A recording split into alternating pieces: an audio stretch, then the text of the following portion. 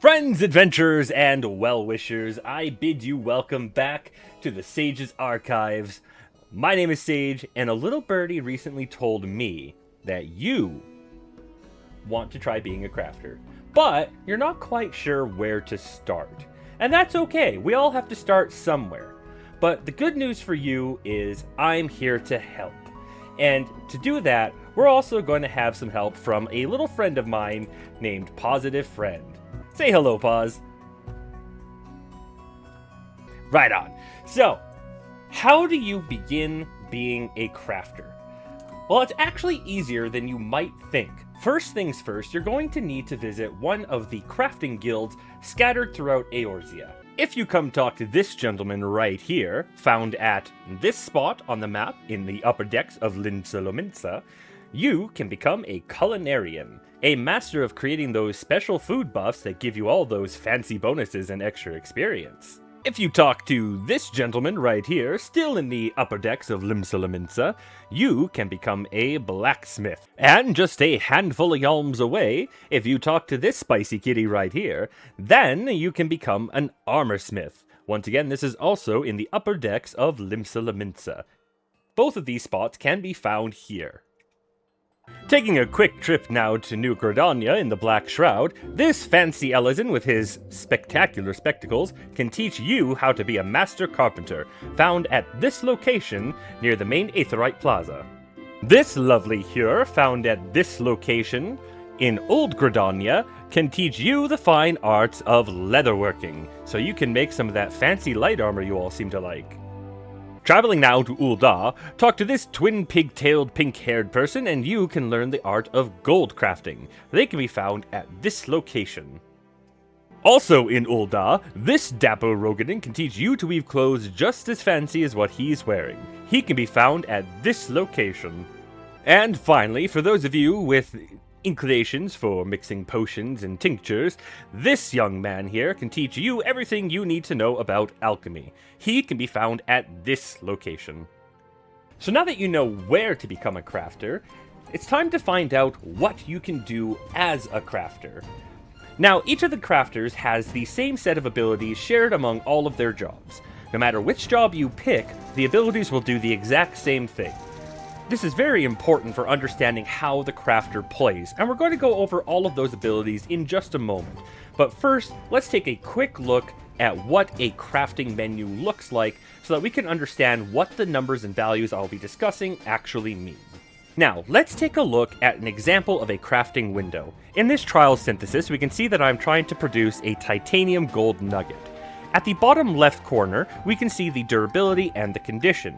Each time we take an action, the durability will drop typically between 10 and 20 points, depending on the action taken, but under certain circumstances, this can be reduced to as little as 5. Below that, we can see the condition. The condition will typically stay at normal most of the time. However, this can go up to good or even excellent, gaining you increased yields for both progress and quality, depending on whether it's in good or excellent, with excellent of course giving a much higher yield. However, taking any action while in excellent will immediately return the item to poor condition for one step. Taking any action while in poor condition will have diminished returns on both progress and quality, but there are ways to avoid this. Speaking of, take a look to the right here and we can see both the progress and the quality bars. As you take actions, you can increase the quality of the item that you are trying to craft. Increasing the quality of the item will have a higher chance of making it a high quality item, with the chance being up to 100% if that bar is completely filled. A high quality item will have increased stats if it's an equipable item. However, if this item is used in a different crafting recipe, you will increase the starting quality of that item that you are attempting to craft. This can be increased by up to 50% of its total quality value at maximum, allowing you to start about halfway through that bar, making it much faster and easier to produce the item that you're trying to make. This is very important for later on in the game when you're trying to craft much stronger or much higher level items. The progress bar, however, is a little bit different, because once that reaches full, the item finishes being crafted in whatever state of quality it currently has. This means if you have only a 1% chance of it being high quality because you haven't raised the quality, it is more likely than not going to be a regular item. But you cannot produce a low quality item, so don't worry. If you look just to the right of that, you can see the efficiency calculations, which can be opened by clicking this calculations tab. This will show you what value you are going to add to either the progress or to the quality of your item by using certain actions. This can help you gauge, based on the amount of durability you have left and the amount of crafting points you have left, how many steps, and which steps in particular, you can take to improve the quality or progress of your item, thus allowing you to finish it with, hopefully, a high quality result. Now, you're not only stuck with just producing weapons, armor, potions, and things like that. There are also items called collectibles, which we will get into, but we're going to get into that later, because it has slightly different implications for both leveling and for acquiring certain resources later on. But don't worry, we're going to touch on it, I promise. For the time being, let's start discussing what each of your abilities actually does as we begin to progress. To increase the quality of the item that you are trying to produce, the first thing we need to look at is our stats. In this instance, we're looking at both craftsmanship and control. These values will increase the amount of progress and the amount of quality that gets added to an item per step that you take. Once you actually start crafting your items, you're going to start noticing some combos that need to be done. And this is important for a number of reasons. When you're trying to increase the quality of an item, you're going to be using abilities like Basic Touch, Standard Touch, and Advanced Touch, which combo into each other to gain increasing amounts of quality being added while keeping the crafting point cost at a manageable 18 per use. However, at level 92, you also gain access to Refined Touch, which is like a more advanced version of your Standard Touch. It increases the amount of ability called Inner Quiet that you get per use. We'll get into that in a little bit. You also gain an ability called Prudent Touch at level 66. This is just like your Basic Touch, except it costs more crafting points and only reduces the durability about half. So you're only going to lose about 5 points of durability instead of 10. You can't use this while abilities Waste Not or Waste Not 2 are active, but we haven't gotten into those, so don't worry about them just yet. You also have Precise Touch, which you gain at level 53, which can only be used if the condition of your item is in good or excellent. This increases efficiency to 150% at only 18 CP cost, but because it can only be used in good or excellent, it's actually a much more powerful ability than it first appears. And at level 71, you gain an ability called Preparatory Touch, which increases the cost of your durability and your crafting points, costing 20 durability and 40 points, but it has an efficiency of 200%, making it a very powerful ability indeed. It also grants you a second stack of Inner Quiet. But again, we'll get into that shortly. When it's time to start increasing the progress bar, that's where we're going to start using abilities like Basic Synthesis, Careful Synthesis, Prudent Synthesis, Intensive Synthesis, and Groundwork. All of these will increase the progress towards the actual crafting of the item itself. With Intensive Synthesis having a 400% efficiency, however, can only be used during good or excellent, and Groundwork having a 360% efficiency, but still costing that 20 durability. Much like Prudent Touch, Prudent Synthesis only costs 5 durability, making it a much more resource-useful ability for when you are running a little bit low. All of these abilities can be further improved by making use of abilities like Veneration, Innovation, and Great Strides, which increase the amount of progress and quality that is obtained when using any of the other abilities. Using these before using larger or more powerful abilities is an extremely important tool for keeping things under control. Of course, all of these use up crafting points, but thanks to the ability Tricks of the Trade, you can actually recover some of those crafting points just by making use of the ability while you are in good or excellent condition. This can be useful if you are running low on points, but you're not too worried about running out of time or progress, so you can use that to recover some points. Especially if you intend to follow it up with another move, such as Master's Mend or Immaculate Mend, gained at level 98, both of which can improve the durability of the item that you are crafting, allowing you to take further actions. There are also some abilities which can only be activated during the first steps of crafting. These are called Reflect and Muscle Memory. Reflect grants you a 300% efficiency, and an additional stack of inner quiet. However, muscle memory also grants you 300% proficiency, but it increases the efficiency of your next synthesis move by an additional 100%, allowing you to make excellent progress right at the start. You might be wondering, why would you want to make progress at the start at all if making 100% progress completely finishes the item to begin with?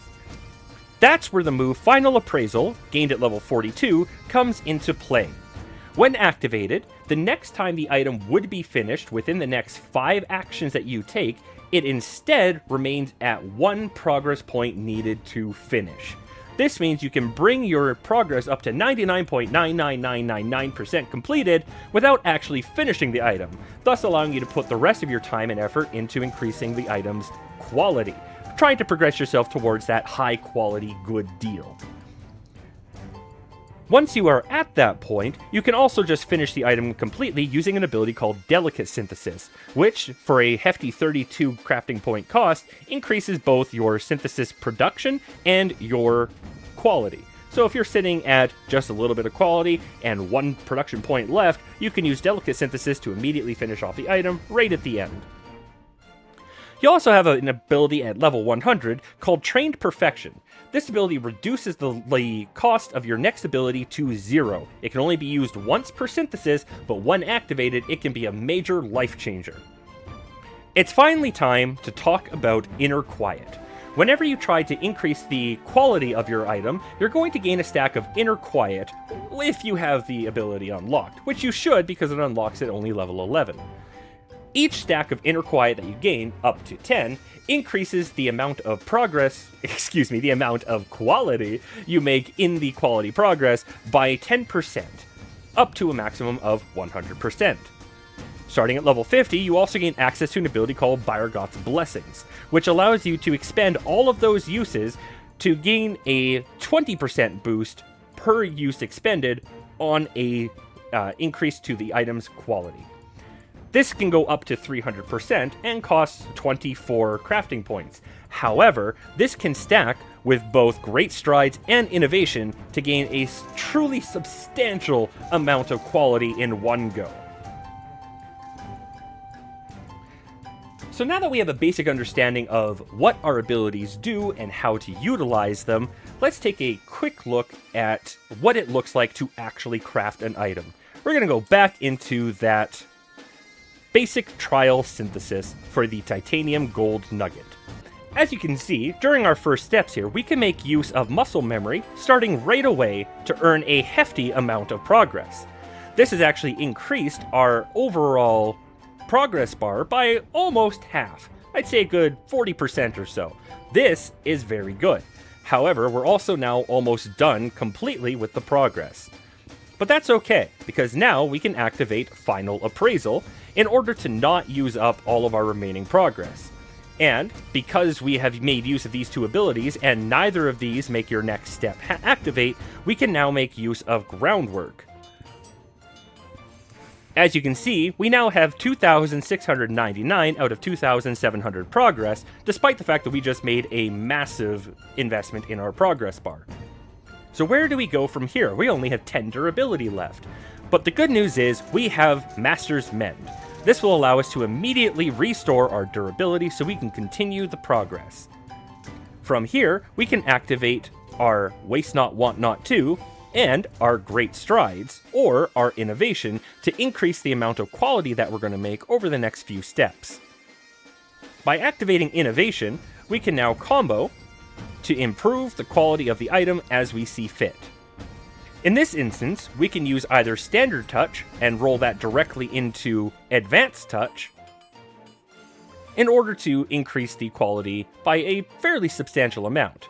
Or we can use our Basic Touch and roll that into a Refined Touch to increase both the quality and our number of Inner Quiet stacks. Fortunately, we have managed to land ourselves on a good quality condition. This increases our gains by about 50%. So if we make use of our Precise Touch here, we'll gain a pretty substantial bonus to our quality's progress bar once again. We're now sitting at about halfway through, but we're almost out of durability again. Fortuitously, we can make use of Master's Mend once more to refill that bar, and make use of Waste Not, Want Not 2 to continue making progress. In this instance, we've got a little low on our crafting points, but once again, we have serendipitously landed on good quality, so we can make use of tricks of the trade to use up that good quality and gain back some of our crafting points to continue working. If we look at the quality tab, we can see that our current efficiency for Bargut's Blessing is 260%, or to increase us by about 1857. If we use one more preparatory touch, we are now sitting at a full 300% to gain 2,382. But we only have 69 crafting points left, so there's not a lot we can go from here. What we can do, however, is we can activate Innovation, and then we can activate Bargut's Blessing or Trained Perfection. Using Trained Perfection here isn't strictly necessary, but it is useful. We have now reached maximum quality, and we're sitting at only one piece of progress away from completing the item. So now we just have to hit Basic Synthesis. And we have crafted a high quality gold nugget, in theory. That was only a trial synthesis, so of course we don't actually get that item this time. So now you've seen kind of how crafting works, what it looks like, and what each of the abilities actually do. But you might be wondering, how am I supposed to level up? Do I just have to sit there and hammer the same things over and over and over and over and over and over and over and over and over again? Well, yes. But actually, not really. You see, between levels 1 through 49, there are several things you can do to increase the amount of experience that you gain for making progress in your crafting. By talking to your personal Grand Company's personnel officer, you can undertake a supply and provisionary mission. When taking these missions, you can see under supplies that they require specific crafted items that you are capable of crafting. In doing so, you'll earn not only an exorbitant amount of experience, but you'll also earn some extra seals. And turning in a high quality item will benefit you even further. In most major cities or settlements, you can find levy mates who will offer you some quests that you can take on as a crafter or gatherer to increase the amount of experience you can gain. These can also be done as a battle craft, but we're not talking about that right now. Keep in mind that while levy quests do offer a decent amount of experience between levels 1 and 49, turning in a high quality crafted item will yield significantly more experience. If you talk to your Grand Company's quartermaster, after you've reached a certain rank with them, you can also purchase, using your seals, these company-issued engineering manuals, which will increase the amount of experience you gain by an incredible 150% up to a certain maximum amount of experience points. These bonuses are halved once you start hitting levels 50 and above, but higher level manuals are available from script merchants as well. But Sage, what's a script merchant? Well, I'm glad you asked, because that's going to bring us to our next important topic, also related to leveling, incidentally, and that is collectibles. See? I told you we'd get there. In most major settlements, you'll find these two people, or some variation thereof, who are able to help you with your collectibles, either a script exchange or a collectible appraiser. Your collectible appraisers are important because these individuals not only allow you to craft and turn in powerful collectibles, which grant you a substantial amount of experience once they've been completed, but they also grant you scripts, specifically purple and orange scripts in the current patch. These scripts can then be traded in with the script exchange. These can be traded in for a number of things, from gear to extra recipes to materia, as well as other certain useful items, such as these commercial engineering and revised engineering manuals, which allow you to gain increased experience up to level 80. And again, remember, once you hit level 80, that doesn't mean that these stop being worth experience, it's just that the amount of experience you gain from them is halved from an incredible 2 million to only 1 million. Incidentally, these also stack with rested experience, so keep that in mind as well. So what exactly is a collectible, and is it different from regular crafting? Well, collectibles are items that cannot be used, equipped, sold, or really have anything done with them except to be turned into these here collectible appraisers for scripts and experience. They can be crafted using specific recipes, so let's take a quick look at what crafting a collectible looks like. In this instance, we are crafting something called a custom crafting tool component. This is useful for a quest that I'm currently on, and as you can see, it's a relatively low-level item. However, I want you to take note specifically of this bottom part here where it says quality and collectability. This will be important for any quest which requires you to turn in a collectible. Usually this will be for a custom delivery or sometimes levy-mate jobs. The higher the quality of the item, the more your reward for turning it in.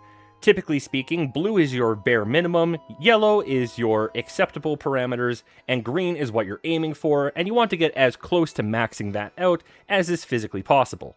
The entire rest of the crafting process is identical. Increasing your quality simply allows you to get a better reward for it, but it doesn't change any more than any other crafting recipe does. In this particular instance, I'm going to use a level 80 ability I haven't gone over yet called Trained Eye.